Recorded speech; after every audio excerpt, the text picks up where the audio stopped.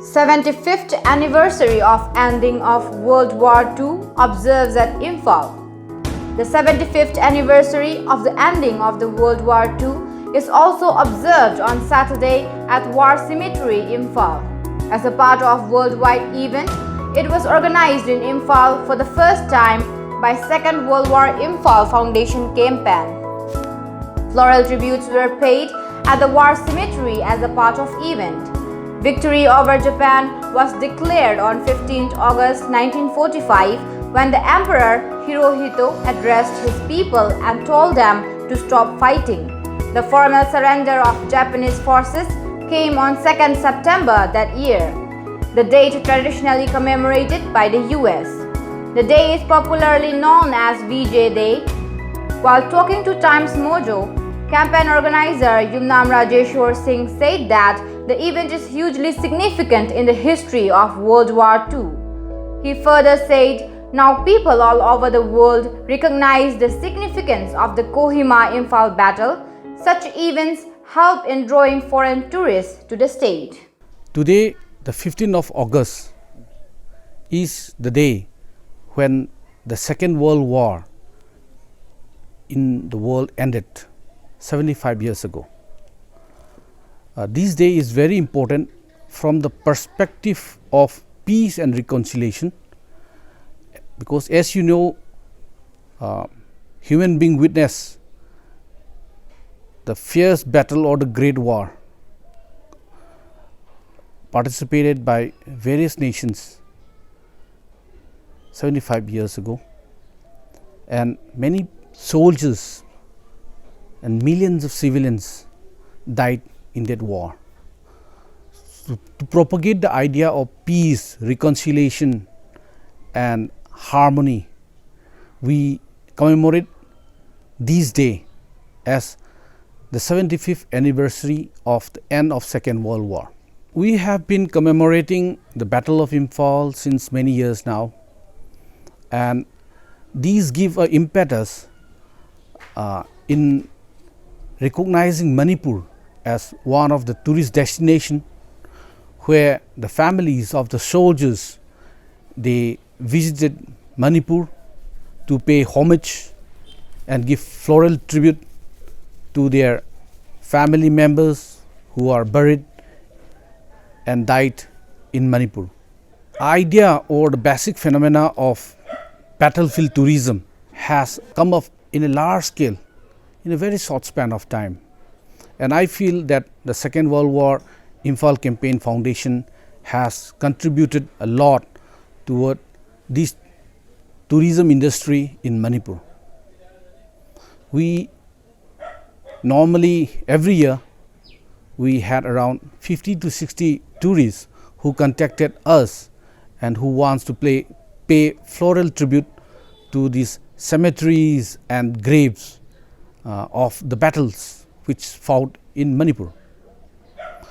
These battles are very important from international perspective also, as the Battle of Imphal is considered as one of the greatest battle of the world.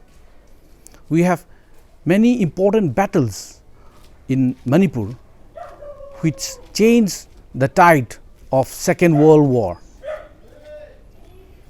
Many important personalities were involved in this Battle of Imphal.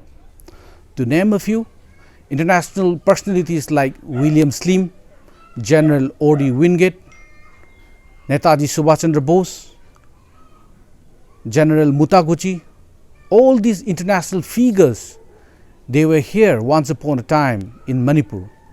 And we as a Manipuri, we are not glorifying war, but we are tracing our history. In tracing this history, we found a great treasure in the form of assets, tourism assets for this nation. Just wanted to say firstly, thank you very much for all your outstanding work over there for the commemoration of VJ Day and everything else that you do regarding the campaign. It's absolutely fantastic, and personally I want to thank you for the help that you provided me with research and everything.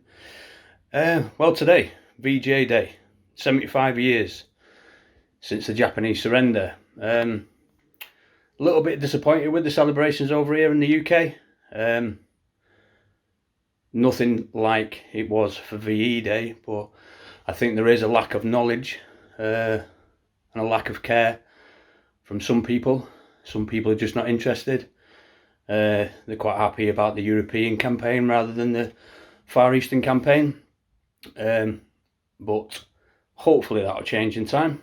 The atrocities that happened, that the people went through, people like my grandfather, other people's fathers, grandfathers, going into a war zone in, hospital, awful conditions, fighting conditions against a formidable force. So today, with the celebrations, myself and my family will be having a few drinks. We'll be raising a glass to everybody that served, everybody that fell, and everybody that came home. And today I'm especially remembering my grandfather, Trooper Arthur Vaughan, who was killed in action 8th of May 1944 in the battle for Potsdam Bam, and he left his wife Gwen behind. She was only 19.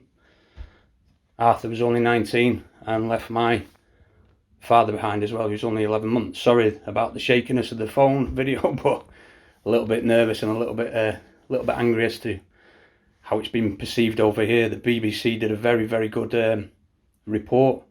The National Arboretum, His Royal Highness Prince Charles laid a nice wreath, and it was a good ceremony.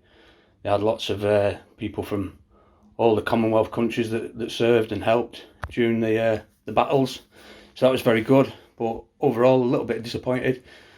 But again, I just want to say thank you for everything that you've done. We will remember them. Thank you very much. My grandfather, Thomas George Ansell, enlisted into the Royal Army Ordnance Corps on the 20th of March 1941. He was aged 35 and had married my grandmother Winnie just over a year earlier.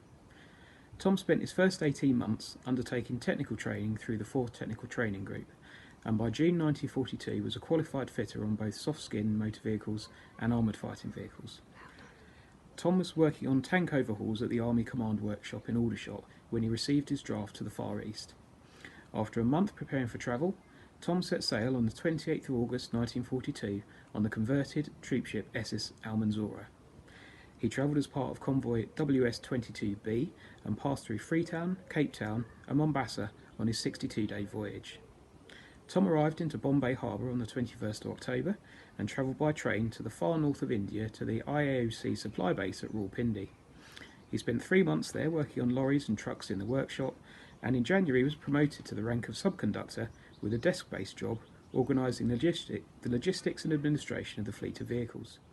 In March 1943, Tom relocated to the city of Bangalore to join the 96th General Purpose Transport Company.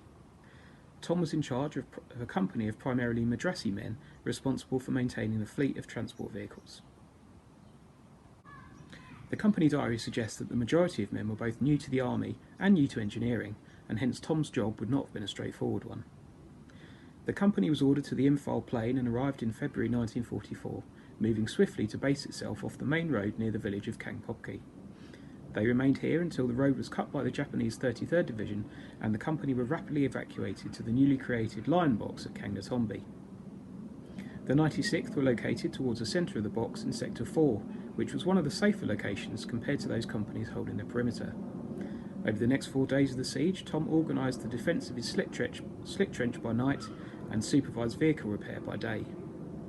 When the Japanese had been held off and the box evacuated, the 96th were flown to Camilla to recover their strength and soon returned to resume operations near Kangpokpi at milestone 108 on the Dimapur Road.